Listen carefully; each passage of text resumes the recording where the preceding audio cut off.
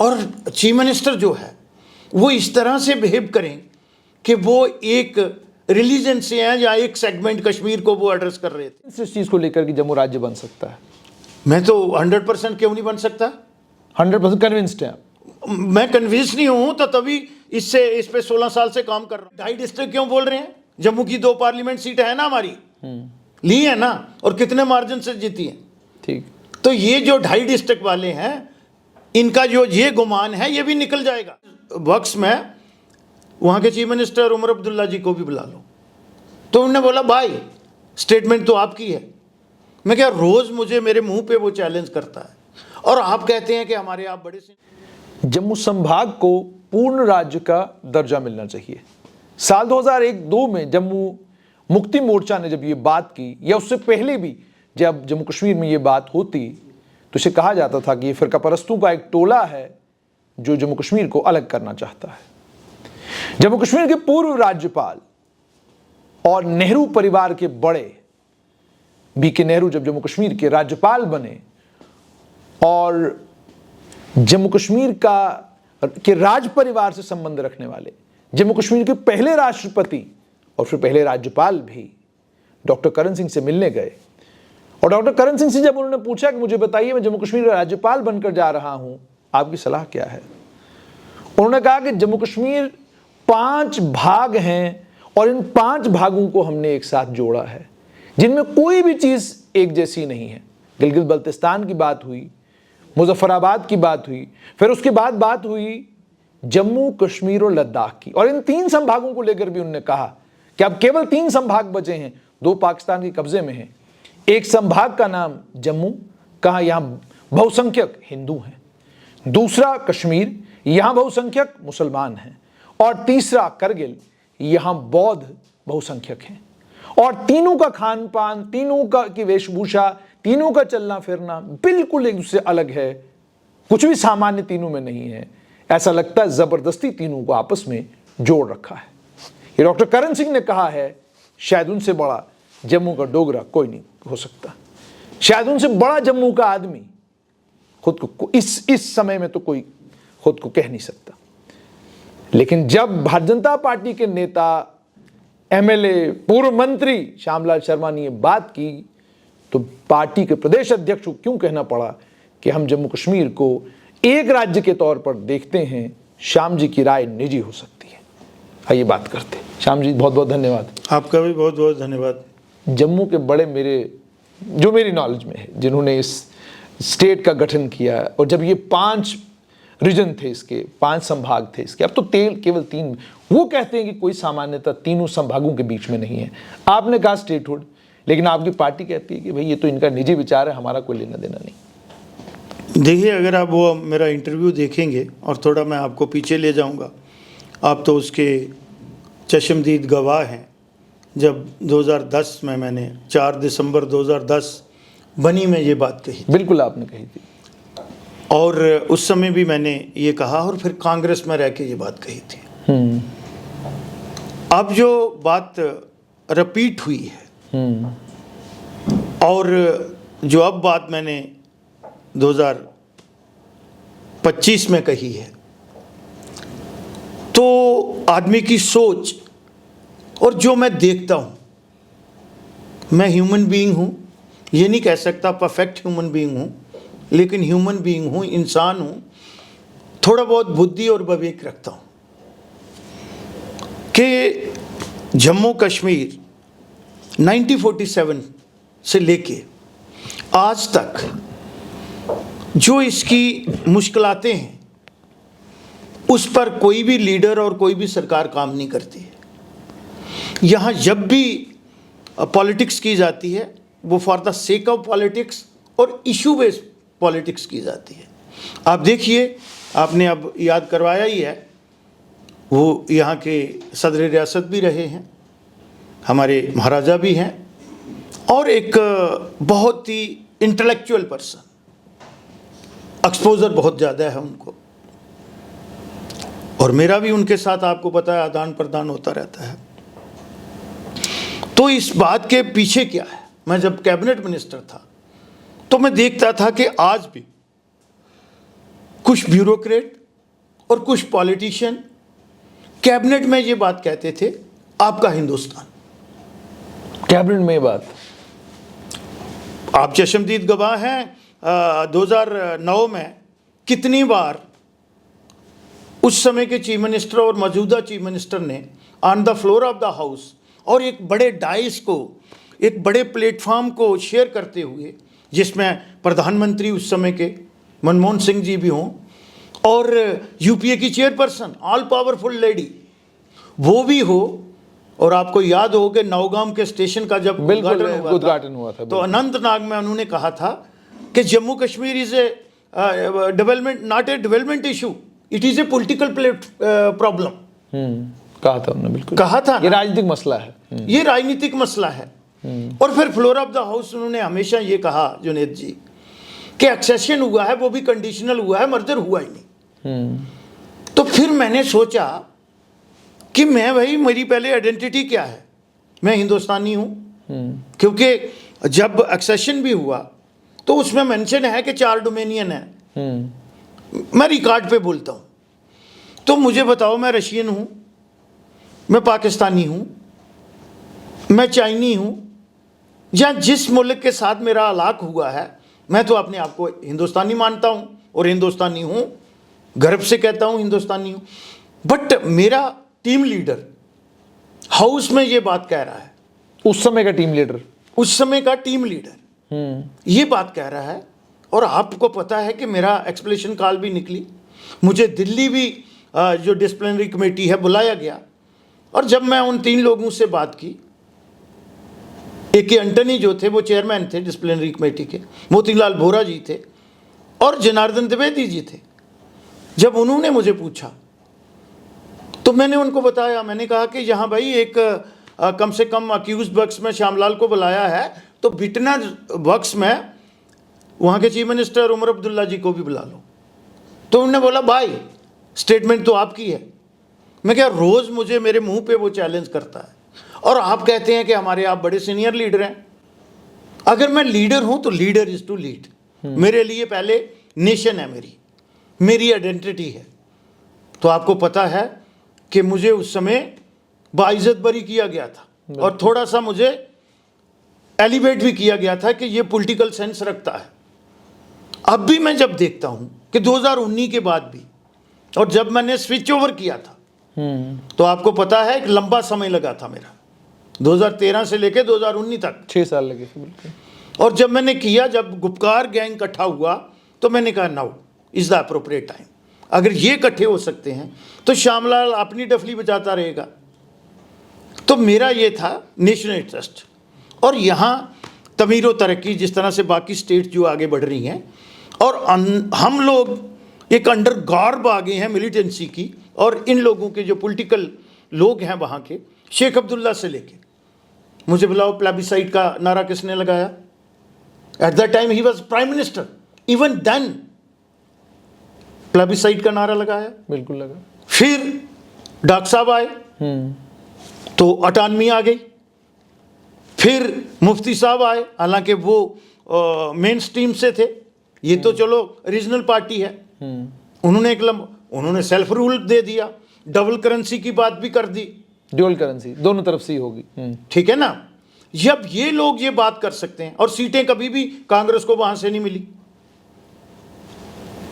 5 से ज्यादा सीटें कांग्रेस को कभी नहीं, चीफ मिनिस्टर भी। और जब ये सोच रखने वाले लोग हैं, even then for the interest of the nation, for the interest of the country, हम लोग आज तक सेक्रीफाइस कर रहे हैं। हम लोग मीन जम्मू रीजन के लोग, उसमें आप लोग भी आते हैं, इंक्लूडेड एवरीबडी इन टोटलिटी। मैं कास्ट क्रीड से ऊपर उठ के डोगरा मीन ऑल डोगरास बनाल तक जो लोग हैं। यानी आप ये कह रहे हैं कि जो घाटी में आतंकवाद, अलगाववाद है, उसके चलते जो परेशानी है, उसका नुकसान जम्मू संभाग को भी हो रहा है ना। 40 साल में मुझे ये बताइए। और फिर जब कोई चीज़ आती है, मुझे ये बताओ, अब कुछ नए इशू उठे हैं, नेशनल लॉ यूनिवर्सिटी का, नेशनल लॉ यूनिवर्सिटी का, पहले ये अपना श्री माता मेडिकल कॉलेज का, हाँ। ये चीज़ें जब उठी, और चीफ मिनिस्टर जो है वो इस तरह से बिहेव करें कि वो एक रिलीजन से हैं या एक सेगमेंट कश्मीर को वो एड्रेस कर रहे थे, हम फिर भी इन टोटलिटी हमारे लोगों ने और इवन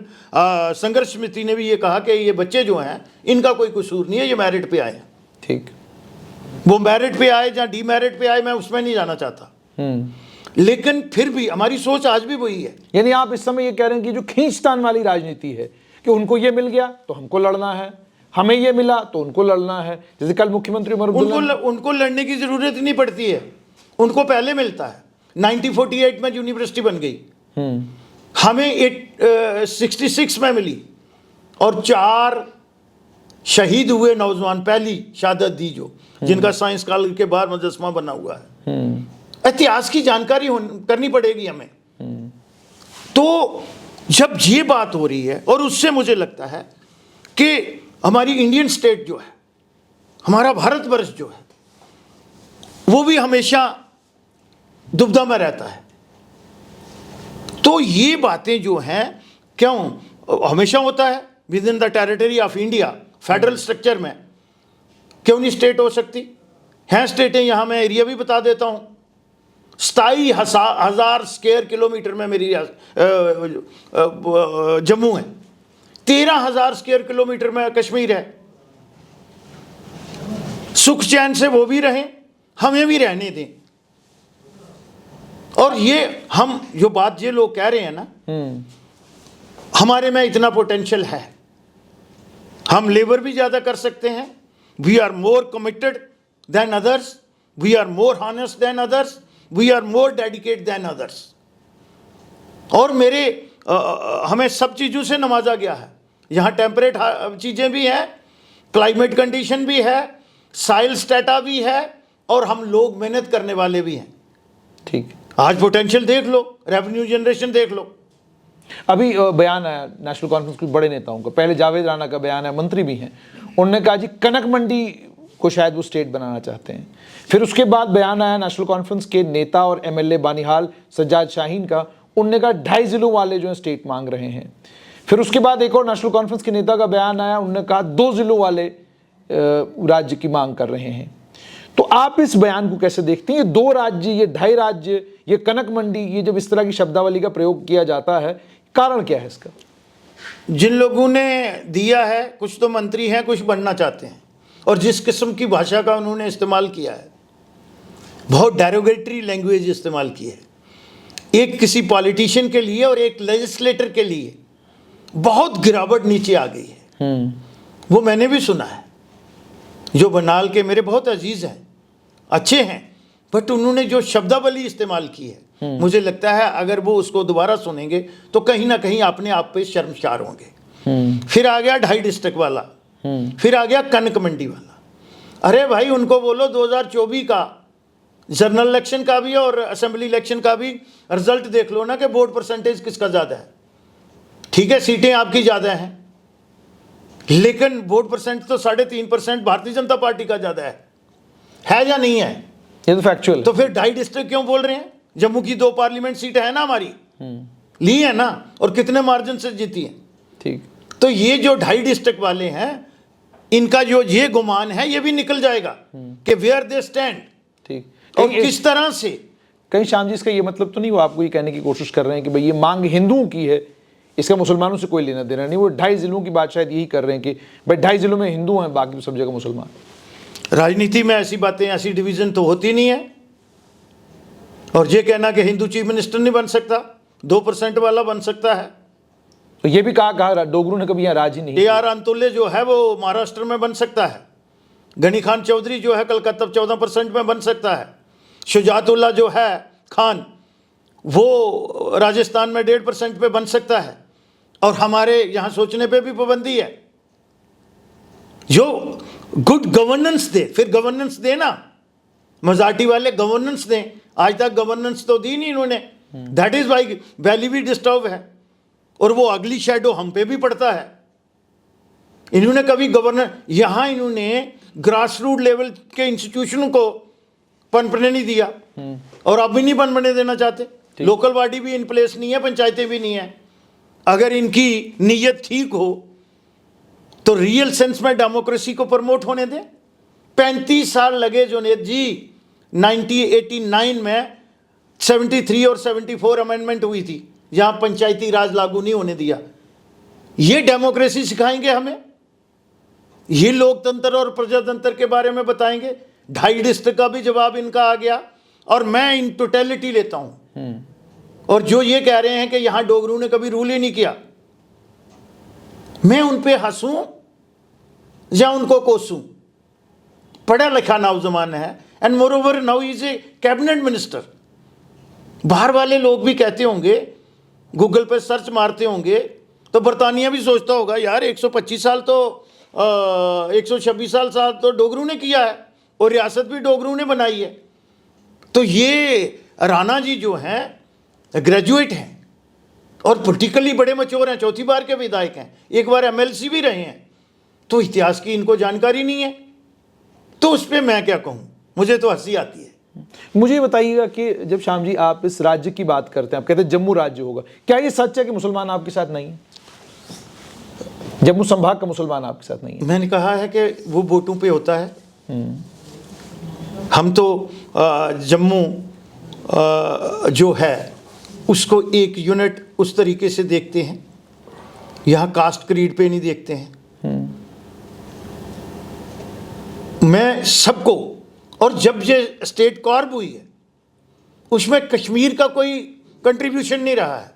जम्मू के all Dogras, whether he is a Kishtwari, whether he is a Banali, whether is a from Poonch, जब आप मुजफ्फराबाद तक गए हैं, गलगित बल्तिस्तान तक गए हैं, स्कर्दू गए हैं, 40,000 डोगरा हिंदू मुस्लिम सिख ने शहादत दी है उसमें। इतिहास तो उठा के देखें। और कहाँ तक गए? तिब्बत, लासा तक, कैलाश मानसरोवर तक। कुछ लोग नेपाल से हमारे आए, जब वहाँ पे जनरल जोरावर सिंह ने शहादत दी। इनको क्या पता है? और आज कहते हैं डोगराओं ने रूल ही नहीं किया। अब क्या बोलें? और मुझे बताओ ना।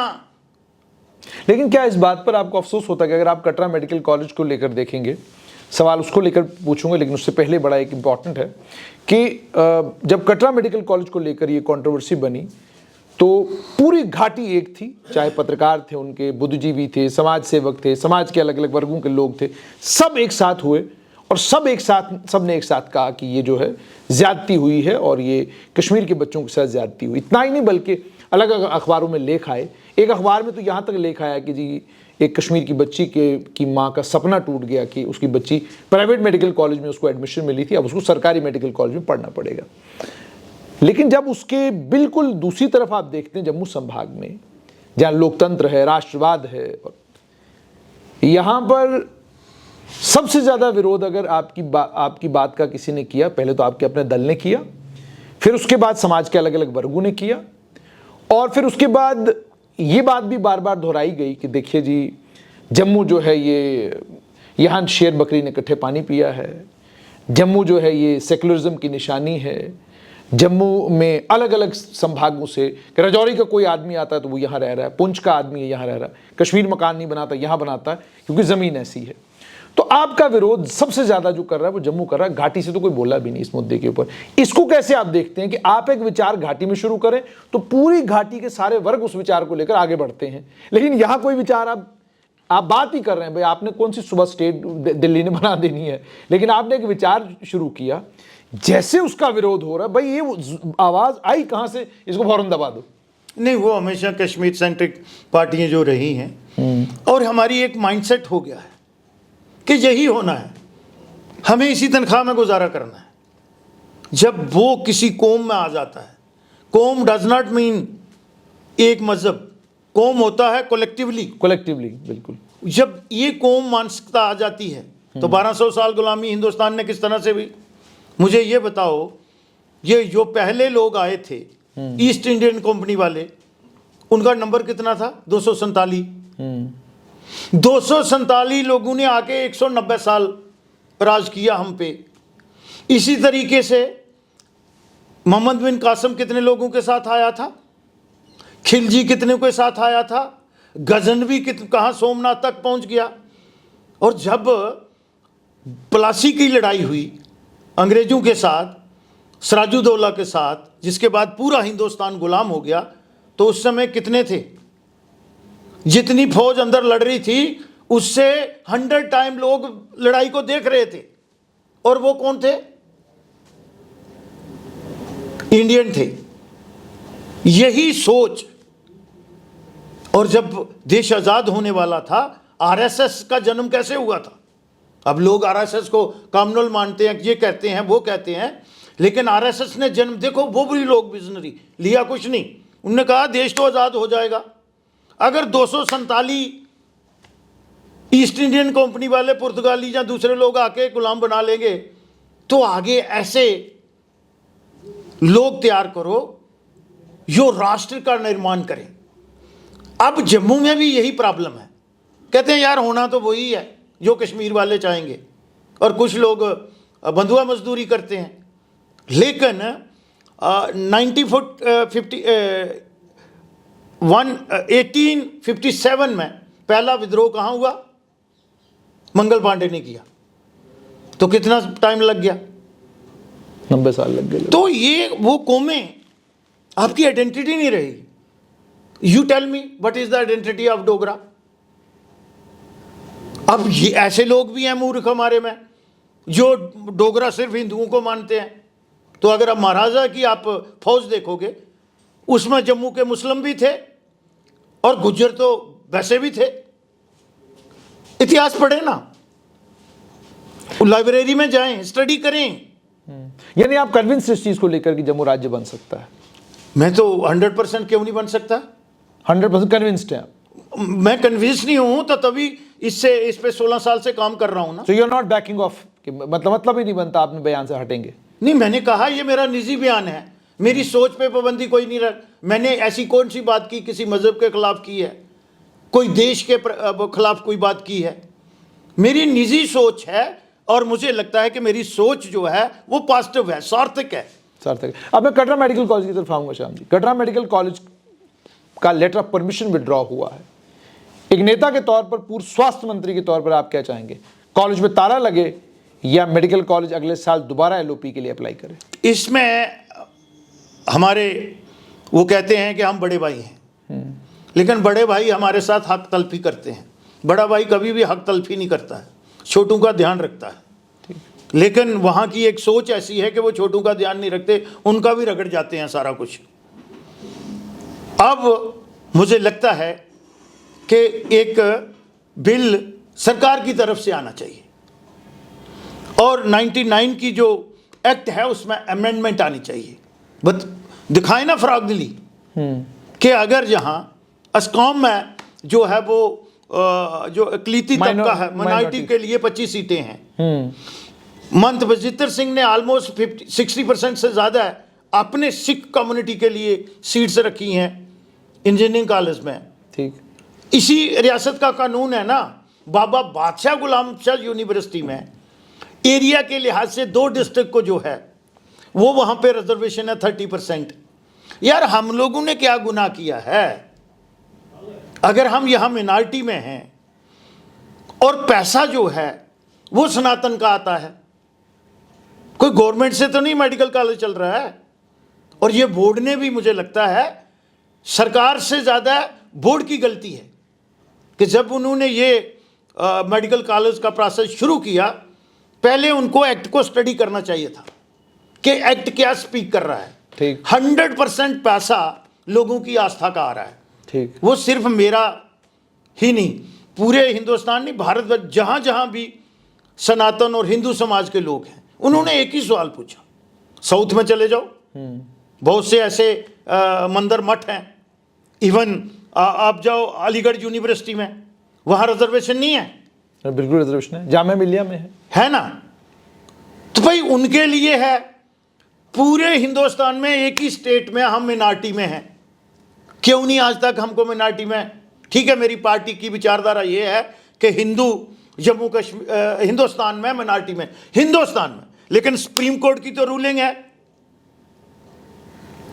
तो दिखाए फराक दिली कॉग्निजेंस सुओ मोटो, मेरा चीफ मिनिस्टर, मैं भी उसको अदाब करूंगा, लेकिन वो नहीं करना है। जम्मू कश्मीर, अब तो हिंदू मुसलमान की बात आ गई। उन्होंने कल बयान भी दिया, उन्होंने कहा कि जी नेशनल लॉ यूनिवर्सिटी को लेकर जम्मू की कोई मांग आई तो उन्होंने कहा कि आपको आईआईटी मिला, आईआईएम मिला, बहुत कुछ मिला, हमने तब तो शोर नहीं किया। अब अगर एक एनएलयू आ रहा है, अभी उसका तय ही नहीं हुआ हमने बनानी कहाँ है, तो आपने रोना क्यों शुरू कर दिया? वो तो उन्होंने उस समय बड़गाम की सीट जीतने के लिए जल्दबाजी में ये कह लिया, कर दिया। तो डिमांड रेज करना गलत है क्या? मैं वही कह रहा हूं कि वो रिएक्शन, इस किस्म की बात चीफ मिनिस्टर यानी की आप तरफ- कह रहे हैं कि मुख्यमंत्री केवल और केवल घाटी के मुख्यमंत्री बनकर रह गए हैं, या मुसलमानों के मुख्यमंत्री रहकर हो गए हैं, या आप ये कह रहे हैं कि केवल कश्मीर संभाग के हैं? वो अंडर ओथ है, मैं ये बात नहीं कहूंगा। मैं एक लेजिस्लेटर हूं और थोड़ी सोच समझ रखता हूं, वो कुछ भी कहते रहें, लेकिन मैं अपनी तरफ से ऐसी बात नहीं करूंगा। लेकिन घाटी, आप उनके बयान पढ़ लो। आप मिलते और हैं? उन्होंने जब ये कहा कि जाएंगे पाकिस्तान, जाएंगे तुर्की, जाएंगे बांग्लादेश और टर्की, बोला ना, तो पता नहीं, मैं जिस उमर अब्दुल्ला जी को जानता हूं, मुझे लगता है कि 2019 के बाद वो, आप पहले कैसे जानते थे उनको? मुझे लगता है उस समय जब उदारवादी? हमने काम किया है, उनके दो सीनियर साथी थे, वो उनकी सोच वही थी। कौन सी वाला? मोहिरा इश्मारी वाली, उनके सीनियर साथियों की? सीनियर साथियों की। इवन कैबिनेट में ठीक। शरारतें करते थे, कुछ ऐसी ऐसी चीजें कर जाते थे। अटानवी की रिपोर्ट भी एक बार इंप्लीमेंट करने लगे थे, आपको जानकारी है। I put my foot down, हालांकि मैं उस कैबिनेट में नहीं था। जब सर्कुलेशन में वो एजेंडा आया, मैंने होल्ड पे कर दिया और डाइसेंट नोट लिखा, हालांकि मेरे साथियों ने कर दिया था। पढ़ते ही नहीं है, हमें पढ़ना पड़ेगा। हमारे पास क्वालिफिकेशन है, डोगरा इंटेलेक्ट है, वो हमारे पास है। हम वॉरियर हैं, पढ़े लिखे हैं, विद्वान हैं। लाला हंसराज जो है वो सुप्रीम कोर्ट, पढ़िए ना। यानी आप ये कह रहे हैं कि मुख्यमंत्री जो बयान आजकल दे रहे हैं ये बिल्कुल मुख्तलिफ हैं, जब पहले थे अलग थे, अब अलग थे, परेशानी में दे रहे हैं। उनकी अपनी पार्टी में भी आप देख रहे हैं, तो तकलीफ उनको हो रही है, क्योंकि जो उन्होंने कमिटमेंट की थी पूरी नहीं कर पा रहे। जुनेद जी, उस पे आइए ना, रिजर्वेशन को डिबेट ले- रखिएगा। रिजर्वेशन को ले- रिजर्वेशन छोड़ दो, उन्होंने बोला था 3 महीने में ये करेंगे, 12 सिलेंडर देंगे, राशन फ्री देंगे, 200 यूनिट बिजली देंगे, 5000 पेंशन करेंगे। अब अगले दिन परसों जो वुमेन के लिए फ्री बस रखा है फेयर, उन्होंने वो भी मीटिंग से एक दिन पहले अखबार पे दे दिया कि 14 करोड़ घाटा पड़ा है। यानी तैयारी है उसको विड्रा करने की, लग तो ऐसा ही रहा है, नहीं कर पा रहे, नहीं कर पा कहते रहे। आप नहीं करने दे रहे, आप लोग रोक रहे हैं, आपने परेशानियां बना के रखी हैं। यू टेल मी, हमारा क्या इंटरफेरेंस है? ही इज गवर्नमेंट और दे आर गवर्नमेंट। कहते उपराज्यपाल ने अभी तक अभी तक हमारे ट्रांजैक्शन बिजनेस रूल्स नहीं दिए, वो हमारी बात नहीं मानते।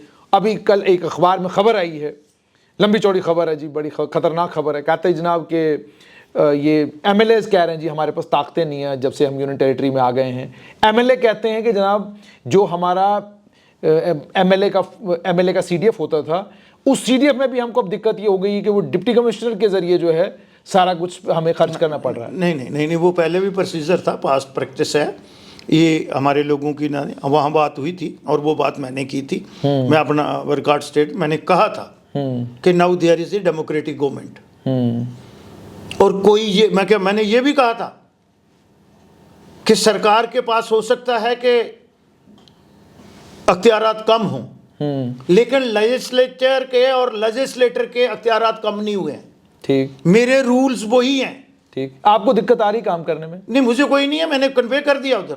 मैंने कहा जो नहीं उठाएगा, हमारे एक विधायक ने कहा था कि ये फोन नहीं उठाते अफसर, तो मैंने कहा देयर इज प्रोविजन, और मैंने चीफ सेक्रेटरी को कोट किया, उनको कहा you are top of the hierarchy. तो आपने सरकार की डेफिनेशन कैसे चेंज कर ली? एडमिनिस्ट्रेटिव सेक्रेटरी और the chief secretary is not government, minister is the government, minister is the government.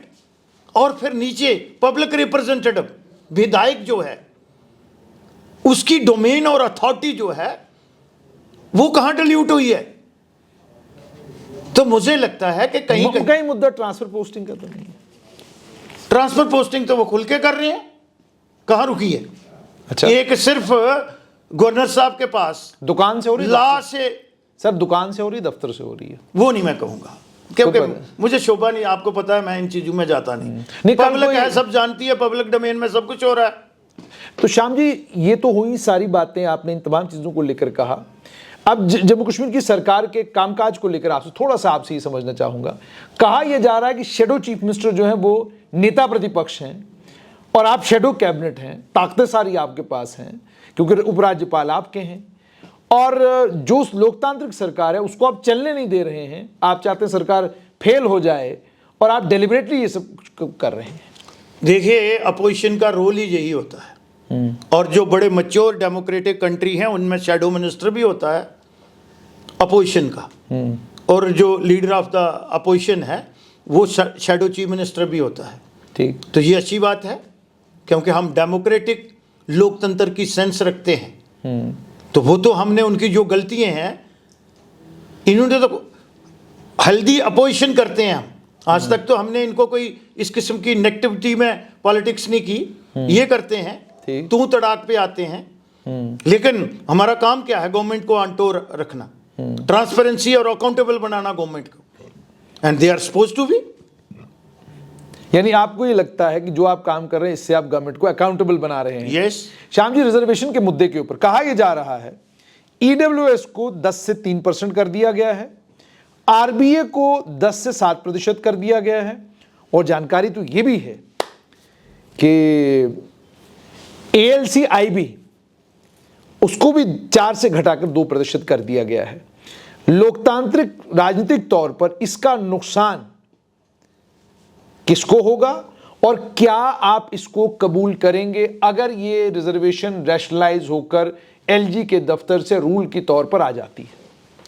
देखिए, कबूल तो हम कभी भी नहीं करेंगे, लेकिन एक चीज़ में इनकी डोमेन ही नहीं है। आप भी ये बात जानते हैं और मैं भी जानता हूँ, थोड़ा बहुत आज भी इन चीज़ों की जानकारी रखने की कि आप अपडेट रहें। जो पार्लियामेंट ने किया है वो कॉन्स्टिट्यूशन की अमेंडमेंट हुई है, ओवर एंड अबव 10% दिया है। बिल्कुल दिया है। तो स्टेट की असेंबली के पास, जहाँ स्टेट की कैबिनेट के पास कहाँ अथॉरिटी है? वो कैसे ओवर रूल कर सकती है? कैसे? वो पार्लियामेंट अमेंडमेंट करेगी तो तब होगा। लेकिन मान लीजिए हो गया तो बवाल होगा। बिल्कुल, हम करने ही नहीं देंगे, ये कर ही नहीं सकते। रूल ऑफ लॉ है ना। तो जो इनकी लिमिटेशन क्या मानते हैं इसलिए किया जा जो रहा है? गवर्नर साहब के साथ भी इनकी जो एक कन्फ्लिक्ट बनाते हैं डेलिबरेटली, ये काम तो कर लेते हैं, एलोकेशन ऑफ फंड्स भी कर लेते हैं, डिस्पैरिटी भी जम्मू के साथ कर लेते हैं। जो इनकी कॉन्स्टिट्यूएंसी है उनमें they are flooding the money like anything. हम तो सारी जानकारी रखते हैं ना। तो यहाँ ये बात आती है तो ये नहीं करने दे रहे। हम कहाँ रोक रहे हैं इनको? अरे भाई, गवर्नर अपना काम कर रहा है, कहाँ डे टू डे इनकी बिजनेस में वो इंटरफेरेंस कर रहे हैं। ये अपनी नाकामियों को, फेल्योर जो है वो ट्रांसफर कर रहे हैं बीजेपी पर, केंद्र की सरकार पे। एक तरफ चीफ मिनिस्टर कहता है कि बहुत लिबरल फंडिंग हो रही है, कहा ना, if he is not comfortable वो इस किस्म की स्टेटमेंट देता। When वो कंफर्टेबल लेवल है उसका। यहां तो जम्मू कश्मीर बैंक को भी लाइव किया गवर्नमेंट ऑफ इंडिया ने, इन्होंने तो मार दिया था। श्याम जी, एक और चीज बड़ी आ रही है आजकल, ये नेशनल कॉन्फ्रेंस के अलग अलग हलकों से आ रही है। खबरदार रहिए, स्टेट आने वाली है, फिर हम आपको ठीक ठाक कर देंगे। अब ये ठीक ठाक कर देंगे वाले से क्या मुराद है? मतलब पुलिस और जब IAS अफसर जब राज्य बनेगा और जब नेशनल कॉन्फ्रेंस की सरकार होगी उनके हाथ में आएगी तो क्या करेंगे? देखिए, स्टेट भी आ जाए तो ये जो आपने अलाइड अफसर्स की बात कही है, जितनी मुझे जानकारी है, उन पे जो भी डिसिप्लिनरी एक्शन करना हो वो डोमेन गवर्नमेंट ऑफ इंडिया की PMO की होती है। ठीक। अब वो नाच ना जाने आंगन टेढ़ा। आपको लगता है राज्य इतनी जल्दी आएगा? देखो, हम भी इसी हक में हैं। क्या आ जाना चाहिए? देखो, हमारी एक तरफ से आप देखें डिमोशन हुई है, ये एडमिटेड फैक्ट है। ठीक है। मेरी स्टेट जो थी 1947 में, जो हमारी स्टेट है वो कितनी बड़ी थी? 84,000 मुरब्बा मील, नॉट किलोमीटर। 84,000 square kilometre. ठीक। नॉट किलोमीटर, मील। मील, ठीक है। तो आज वो श्रिंक हुई है। और हम स्वाभिमानी लोग हैं डोगरा, हमें ये आता है कि हमारी डिमोशन क्यों हुई। गलती एक करे, सजा सबको मिले, सजा पूरी क्लास को मिले। तो मैं उस बात से कि भाई ये रोज रोज इन्होंने अगर नहीं सुधर रहे तो चलो ये कहते हैं तो हमें तो इससे थोड़ा निजात दिलाओ, इनसे शरारती लोगों से। ये अपना काम करते रहे। अच्छा, अंत में ये बताइएगा कि जैसे मैंने आपसे पूछा कि क्या वाकई पुलिस का सरकार के पास ना होना, आईएएस अफसरों का ना होना, इससे सरकार के कामकाज में कोई दिक्कत परेशानी आती है, या पुलिस वालों से कोई और काम सरकारें लेती हैं? देखिए, ये माइट इज़ राइट सलाउद्दीन कैसे कहाँ से बना था। 1987 की इलेक्शन अगर रिग नहीं करती नेशनल कॉन्फ्रेंस, और उस समय कांग्रेस भी इनके साथ थी, ट्रांसपेरेंसी से काम हुआ होता तो मफ के कितने ही एमएलए बन जाते। आज ये तो नहीं होती। ठीक, ये माइट इज राइट, मैं बाकी लोगों को भी ठीक ठाक कर सकते हैं। अब ये बात है कि अगर मैं मिनिस्टर हूं तो मैं सारे पैसे अपनी कॉन्स्टिट्यूएंसी में ले जाऊं, ठीक, तो एडमिनिस्ट्रेटिव सेक्रेटरी का तो यही तो काम है। तो ये बोलते हैं हमें कोऑपरेट नहीं, ये लोग हैं, इनको जो मेरिट में ही नहीं है, जो सीनियरिटी में नहीं आता, वो किसी का रिश्तेदार है, कोई कुछ है, इसको हेड ऑफ द डिपार्टमेंट लगा दो, ठीक, इसको। अरे भैया, मेरिट एंड सूटेबिलिटी भी देखी जाती है। मेरिट की बात आपने बड़ी अच्छी की। कहते Jammu Kashmir board of school education का चेयरपर्सन लगना था और state council for education research and training इसका डायरेक्टर लगना था। जानकारी ये मिली, और ये जानकारी आधिकारिक एक बड़े सीनियर ऑफिसर ने दी, कि मार्च में पैनल तैयार हुए, अप्रैल में पैनल तैयार हुए, और अप्रैल में ही पैनल सबमिट कर दिया गया, अप्रैल 2025 में। तो कहते पैनल ठंडे बस्ते में डाल दिया गया, और दिसंबर आते आते कहा कि पैनल जो है वो एक्सपायर हो चुके हैं। बिना पैनल बनाए एक आदमी को बाहर से लाया गया और उसका प्रपोजल तैयार करके उपराज्यपाल को भेजा गया कि जनाब इससे आप Jammu Kashmir board of school education में फौरन जो है चेयरपर्सन लगाइए। तो उपराज्यपाल ने कहा भाई ये तो नहीं हो सकता, 6 मेंबर की कमेटी है, प्रोसेस है, सब कुछ होगा। लेकिन उसके बाद जब और जानकारी जुटी तो पता चला फिरका परस्तों, जिनको फिरका परस्त कहा जाता, आप और जम्मू संभाग के सभी लोग, ये मैं नहीं कह रहा हूँ, ये वो कहते हैं, ये फिरका परस्त हैं, तो कहते हैं वो उन्हीं में से जो पैनल 2 बने थे, ऊपर बोर्ड के लिए भी दोनों जम्मू से थे और SCRT के लिए भी दोनों जम्मू से थे। तो उन्होंने कहा भैया ये तो चलेगा नहीं, ये फिर ठंडे बस्ते।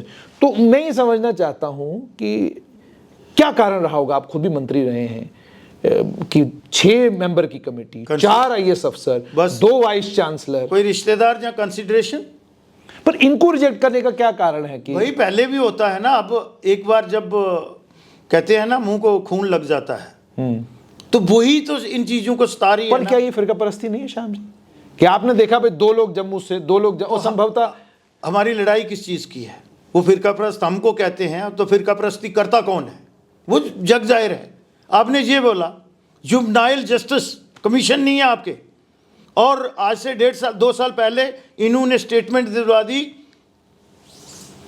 होम मिनिस्टर के वहां कमीशन है, इसीलिए वो पैनल भी वहां अड़ा हुआ है, क्योंकि उसमें भी कोई मेरिट में जो है वो जम्मू का होगा।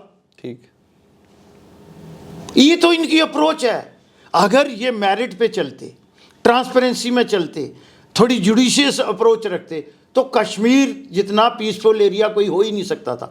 ये गवर्नमेंट नहीं, गवर्नेंस देते, lack of governance, because of lack of, और कुछ नहीं, जिसको उमर अब्दुल्ला साहब कहते हैं पॉलिटिकल प्रॉब्लम है, नो, गवर्नेंस प्रॉब्लम है। ठीक, आप गवर्नमेंट देते हो और हाकम बनते हो, उसी से लोग जो हैं वो तंग हैं, कश्मीर वाले भी इनसे। मुझे बताइए 2019 के बाद फिर पत्थर मारने वाले कहाँ चले गए? किसी ने रोका है? 40 साल के बाद आपका शहीदों का जुलूस निकलता है, डाउनटाउन से भी निकलता है। अरे पीसफुल लोग हैं, 200-300-400 फैमिली है, वही पॉलिटिशियन है, वही ब्यूरोक्रेट हैं, वही टेक्नोक्रेट हैं, वही बिजनेसमैन हैं, और वही जुडिशरी है। अंत में इंटरव्यू के बिल्कुल आखिर में आपसे जानना चाहूंगा, नए हिंदू हुए हैं क्या? कुछ एक नेता, एक बड़े मंत्री ने कहा, कहते श्याम जी भारतीय जनता पार्टी में गए हैं, नए बीजेपी हो गए हैं, इसलिए कोशिश कर रहे हैं दिखाने की कि जी मैं ज़्यादा बड़ा हिंदू हूं। जिसने कहा वो मेरा छोटा भाई है, वो नया गया है, ठीक है ना। और वो तो 3-4 जगह होके आए हैं, मैं कुछ नहीं कहना चाहता। यही है ना, उनकी जबान पे कंट्रोल नहीं है। नहीं, आप किसी नए हिंदू हुए। हिंदू तो मैं 35 साल से, आपको पता है, मैं आपको भी जय श्री राम बोलता हूँ ना। मुझे हो सकता है किसी बड़े लीडर ने मेरे दिल्ली बुला के अब जय श्री राम क्यों बोलते हैं। ये हुआ 2009-2014 आपको पता है। और उसमें उस समय के मेरे प्रेसिडेंट ने कहा कि उससे रॉबस्ट इंडियन कोई नहीं है। ठीक बात। वो भी थे, वो भी मुसलमान था। ठीक। लेकिन ये लोग जो हैं, तो मैं जय श्री राम कहता हूं और गर्व से कहता हूं, हिंदू हूं